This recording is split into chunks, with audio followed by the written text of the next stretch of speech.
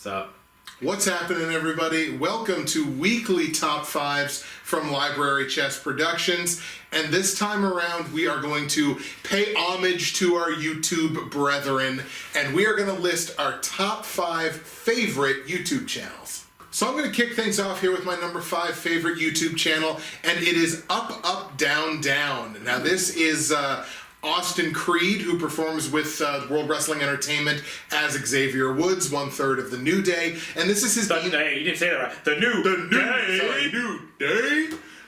So... You're welcome, Austin, because I know you'll be watching our videos. And this is his gaming channel.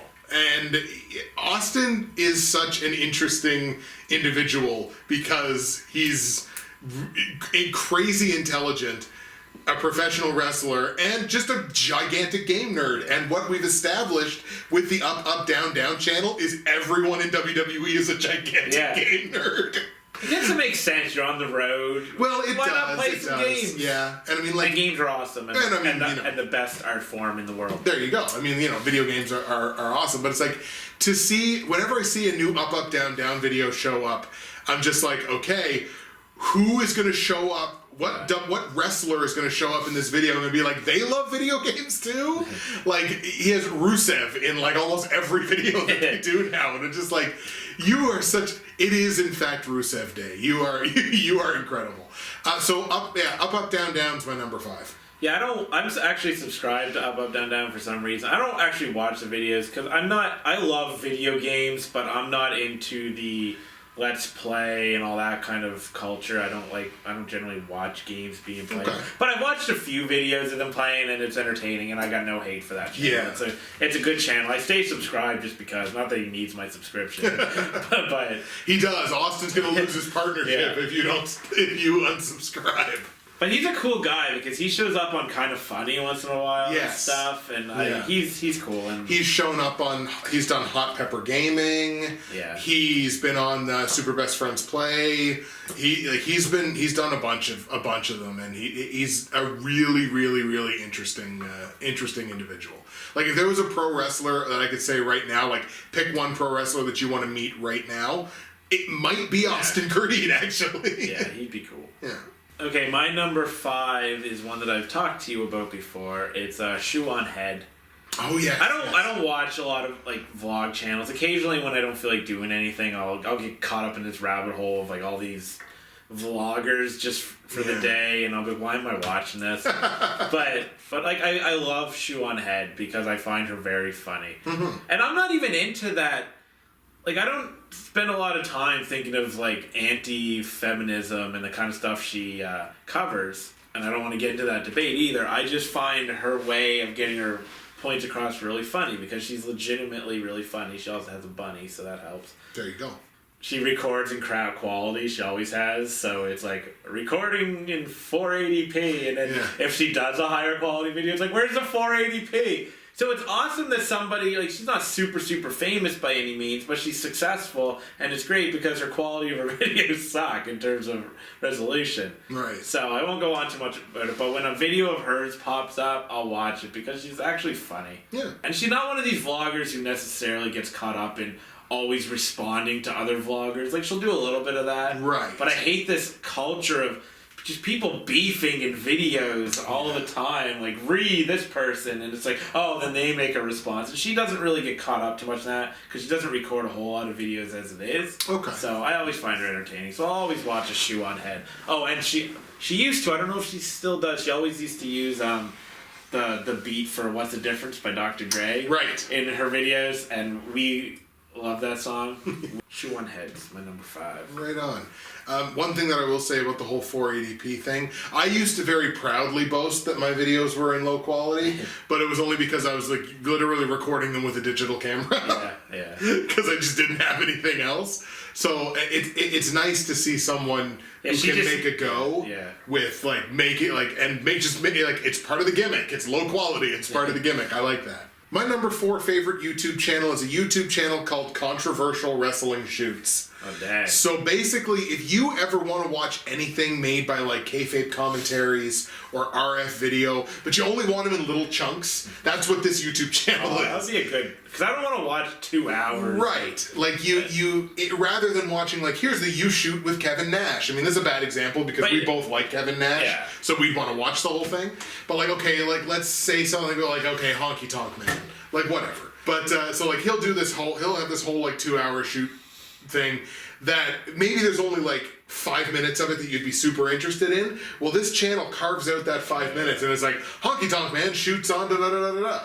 And so then it's like, it's just that little 5-minute clip and you don't have to go searching around for it. It's like, okay, this is tremendous. This is an excellent idea for a channel. This is where I go for my shoot interview information. Or not even really necessarily shoot interviews, but just interviews with wrestlers. It's like, this person talks about CM Punk leaving WWE, or this person talks about this. And it's like, I consistently find myself, whenever I want to watch anything shoot related, I inevitably wind up back on this channel. So, Controversial Wrestling Shoots is my number 4. Yeah, I like that idea. Like, Chael Sonnen does something like that to his own thing where he'll carve out certain opinions and post them as videos. And I'll often find myself, again, when I'm bored, like, Jim Cornette will come up in the recommended videos, but it'll be, like, small pieces. I'm like, screw it! Yeah, exactly. So I would actually enjoy that channel, so I might have to subscribe because I think I would enjoy that more than, this shoot interview with this wrestler, 3 hours. I don't want to dedicate that time to that.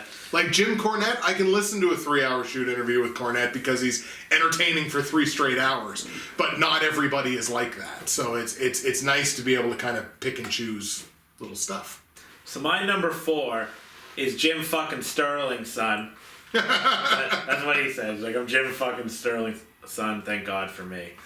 I think Jim Sterling is, to quote Colin Moriarty, I think it was in one of his videos long ago. He's a boss.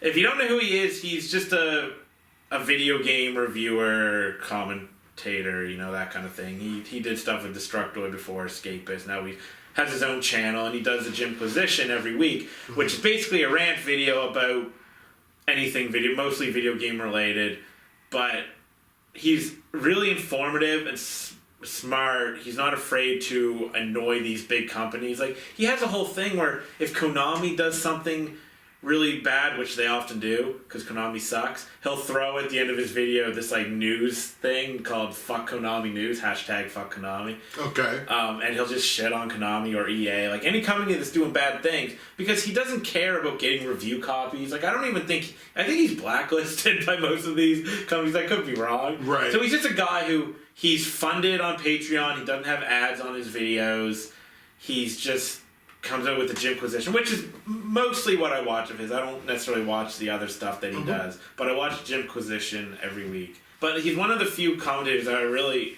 learned something about the industry and the things he does, certain things he does. I really like Jim Sterling, son, and I recommend him to anybody who likes games. But he is a little hard to get into at first, but you just gotta get past.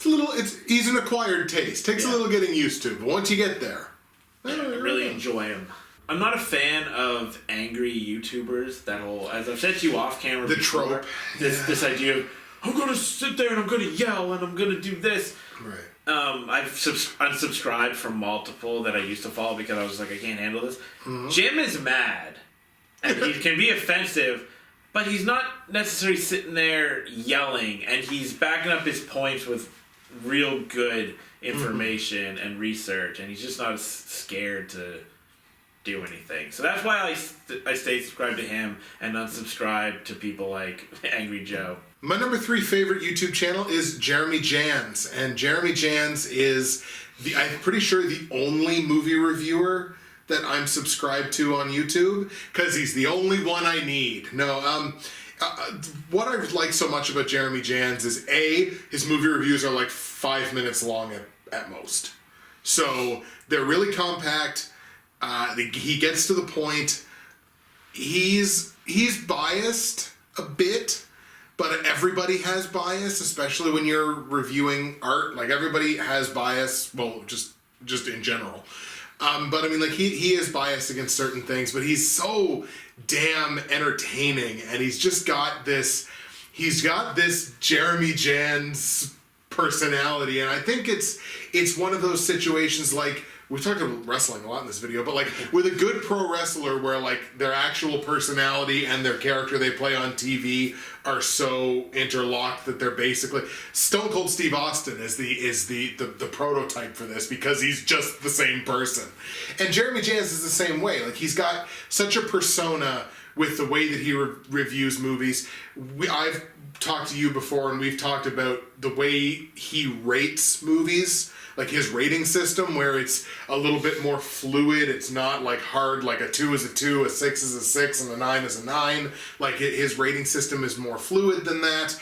He's prolific. Like, he reviews virtually everything that hits theaters. So I'd like to see how he handles this weekend, where like 6 things release on the same day. So I'll be very interested to see how he handles that. But Jeremy Jans is my number 3.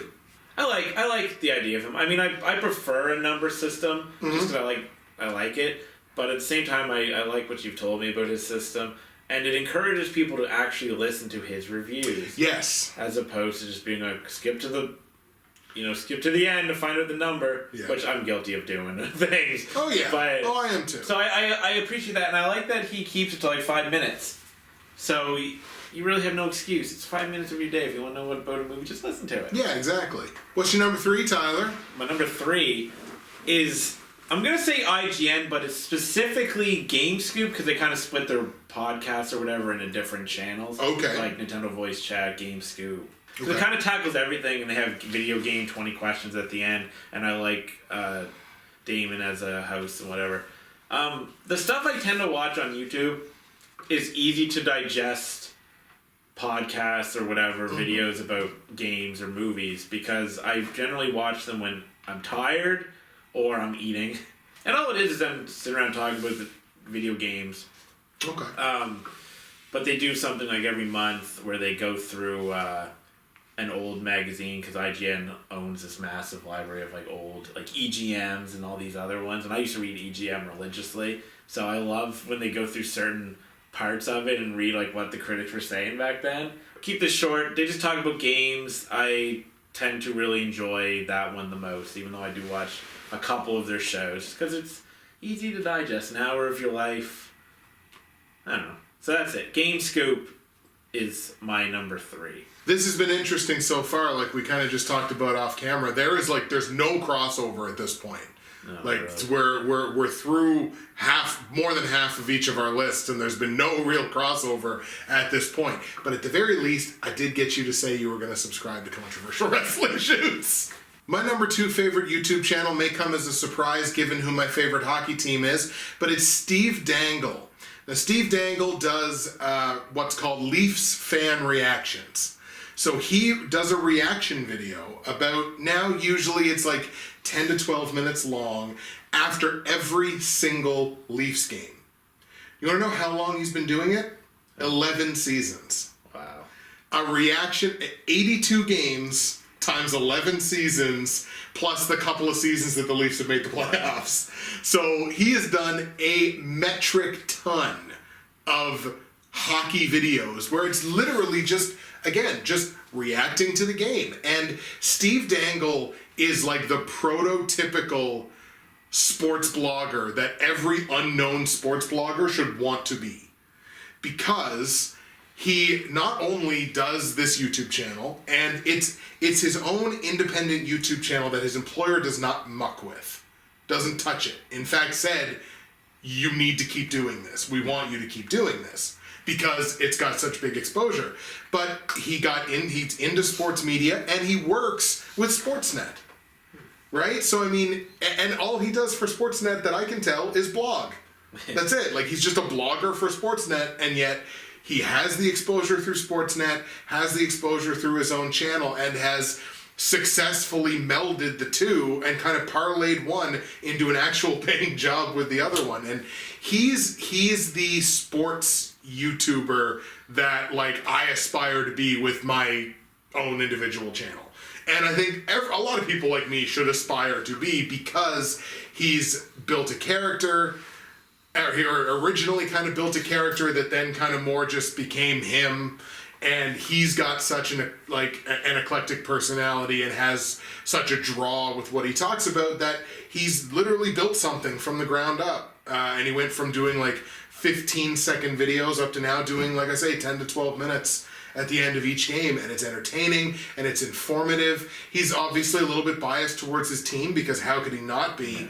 But now, even this season, he brought in something called, blank fans, if I were you. So, if fans of the team that we just played, if I were you, regardless of the Leafs win or lose the game, he's saying, Red Wings fans, if I were you. I'd feel a little bit bad that you lost that game in overtime, but you did this, I would feel good about where your team is going, da-da-da-da. So, rather than just being a fan of one team, it's very, very clear he's a fan of the sport. And he's very, very passionate about the sport and incredibly passionate about what he does. Steve Dangle is my number 2 favorite YouTube channel. I don't know who that guy is. But you're a Leafs fan. But I'm a Leafs fan. You should. Yeah, go him. Nailed it. Okay, so for number 2, I'm going into the world of ASMR. I knew this is where this was going. Where you're either thinking, oh my god, or you're like, hell yeah. It's fast ASMR, though there's quite a few channels that I enjoy, but fast ASMR because I seem to be a fan of fast triggers. ASMR is such a weird thing. I openly admit it's weird. Yeah. It's so weird, and yet it relaxes me so much. And I love that basically a bunch of YouTubers discovered this thing that now scientists are actually looking into as a legitimate thing. Mm-hmm. When I first got into ASMR, I remember the day because we were going to hang out. For some reason, this recommended video came to the side of YouTube, and I clicked on it, because it was an attractive girl, I'm going to be honest. So I click on it, it's please wear headphones. Alright! Yeah. Put on headphones, and I was so relaxed. And you're okay, I'm soon ready to go. I'm take your time! Because I had a hard time turning it off because I was so relaxed. People who say that ASMR is sexual, I think it is to a degree. ASMR artists, will not admit to this unless they do erotic ASMR. Right. But there is a sexuality that's maybe unintentional to the intimacy that ASMR is. I'm not saying you lay there with a boner. I'm just saying if you have an attractive girl. Now guys do it too. I find girls' voices more attractive because I'm a straight male. There you go. But there is something intimate about a girl whispering into your ear and stuff. I don't care. Yeah. But that doesn't mean you're watching it to jerk off, because I just watch it to just be relaxed. I'll get tired. Mm-hmm. And Fascinating ASMR is probably my favorite of them, so I'm gonna quit this right here because some people are thinking, oh my god, this just got weird. Here we go. Because ASMR is such a weird thing that's often made fun of, but I don't care. I think it's the best thing I've discovered on YouTube in years. Yes. I mean, it's silly. Like I said, it's silly. I know this. I still like it. I don't care. I like wrestling. Wrestling is silly. I'll mention wrestling again. Yeah, it's true. We have to mention wrestling. You gotta mention wrestling on every pick. And I can, in fact, do that with my number 1 pick, because my number 1 pick is Super Best Friends Play, which I mentioned earlier. And I can tie it back into wrestling, because they're big wrestling nerds. They've played every WWE release as its own video since, I think, WWE 13.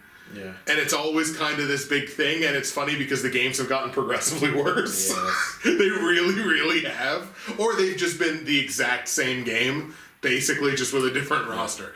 The Super Best Friends Play have been around for a long time. They were early on the YouTube Let's Play train, and they, I would argue, are one of the more successful ones doing it. At first, again, it was another instance where at first they were playing characters. Pat was the angry one, Matt was the dumb one. And that's the way it went. And then later on, Wooly showed up and he was the black one. I don't know how else to put it. And then Liam showed up and he was the pretty one. And that's just sort of the way that it was. And they were kind of playing characters. And again, as time has gone on, which I guess inevitably happens with content creators, it just becomes the personalities. Now, luckily, Pat is just naturally angry, so that has kind of remained. The whole, just the fact that Super Best Friends Play brings that longevity in the Let's Play game, which does not happen often. Like, you'll have some people that have like a really good 2 or 3 year run, and then they kind of fall like, oh, I'm going to fall off and do other projects, and then it just kind of falls apart. But these guys have been doing it strong for like a decade, I would say, pretty close to that at least. So, I mean, they've been going for a long time, kicking it off with Kirby's Epic Yarn all the way up to now. I can't accurately count just how many ridiculous belly laughs that Super Best Friends Play has given me over the years, and for that reason, they're my #1 favorite YouTube channel ever. I used to be subscribed to them, but I unsubscribed. Not because I hate them, just because... I think I said earlier in the video, I'm just not really into the Let's Play thing. Yeah, fair enough. Do they only do like long form Let's Plays, or do they still do those short video? Well, not short. I think they used to be like 10 to 20 minutes of like where they would edit together the funny parts. Yeah, no. See, I used to watch those and I enjoyed them. There was quite a few that I really liked. I just don't. I don't know. I guess I don't have the time or whatever. I don't have the interest anymore. But I liked them. I thought they were funny. I've watched some of their older videos when I was watching. I've watched them multiple times, like some of their Earth Defense Force videos. Yes. And whatnot, because I love those. Stop screaming, everyone. I love that. Like, I love that series. So they perfectly depict what it is when you're playing that game. Like, there's something. Yeah, America. So my #1, he said off camera that he doesn't know what it's going to be, which I actually find weird because I thought he would. But my #1 is Screen Junkies. Oh, I should have known that. Now, I'm dumb. Now, ASMR as a genre, I would put #1. But because Fast ASMR doesn't always do videos that I want to watch or whatever, there's only particular triggers, I put her to #2. But ASMR as a genre would have been #1. But Screen Junkies is the one that I watch pretty much every day. I mean, they don't do a whole lot on the weekends, but they have their Screen Junkies Universe daily thing where it's like half an hour long of them talking about movie news and stuff. I just find it a good watch to when I'm playing with my bunny or eating a snack, I just put on the Screen Junkies Universe thing. But if it was just that, I wouldn't be such a huge fan, even though I like them. I like the core Screen Junkies crew quite a bit. But what got me really into Screen Junkies was not even necessarily Honest Trailers, although I think Honest Trailers is great. Right. Like, it's so funny and I like it. But the movie fights. Yeah. I wish I would have thought of that. Just a few people. Now it's only 2, but they're going back to a 3-person format, and a judge who judges them based on their arguments, although there's people who argue that they don't always do that. But that's just people, people are biased and whatever. But just the fact that they pick a bunch of different questions and each person picks a movie and they just argue about the movies, it's such a simple concept. Yeah. But I love it. Like, I would just binge watch old movie fights. Sometimes even when I'm bored, I'll just watch one again. I look forward to them every Thursday. Not every fight is one I want to watch. Like when they do themed ones or talk about like Harry Potter or something, I don't care about that. Right. But they have multiple questions per episode, so if you don't like one question, you just skip ahead to the next one. Well, Kevin Smith has been on. Yeah, he's been on. There's some of his were so good, and like Elijah Wood, I think has been on it. Elijah Wood was on one of the ones that Kevin Smith was on. Yeah, that was I remember great. him talking about Elijah. And Wood. Elijah Wood dropped I can't remember what the question was, but he mentioned the movie Begotten, which is such a messed up movie. But I was like, yeah, and he didn't. I don't think he won that question because people were like, what? But and then when they would do their live ones and stuff and. Yeah, there's not a channel I watch more than that now because they find it just simple, and they have those things that hook me in, like movie fights. And I was upset when Andy Signore was caught doing some things he shouldn't have been doing. Just a good cast of characters talking about one of my favorite things in the world, movies. Yeah, exactly. And they release some videos that are kind of one-offs here and there. Right. Screen Junkies, Super Best Friends Play. Watch them. All right, folks, that's going to do it for another weekly Top 5. Like, comment, subscribe, follow us down here, and we'll see you next week.